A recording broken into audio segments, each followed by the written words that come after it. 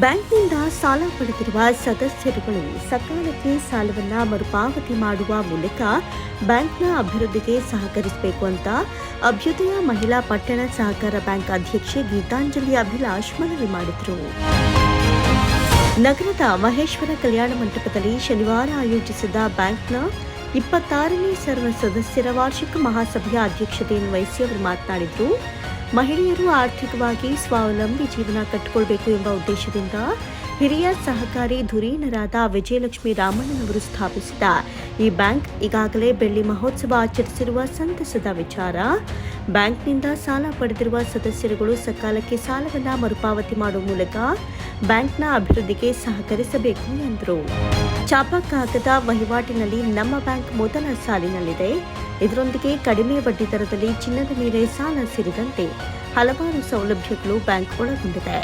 ಸದಸ್ಯರು ಹೆಚ್ಚಿನ ವಹಿವಾಟು ನಡೆಸುವ ಮೂಲಕ ಬ್ಯಾಂಕ್ ಅನ್ನು ಬಲಗೊಳಿಸಬೇಕು ಅಂತ ಮನವಿ ಮಾಡಿದರು.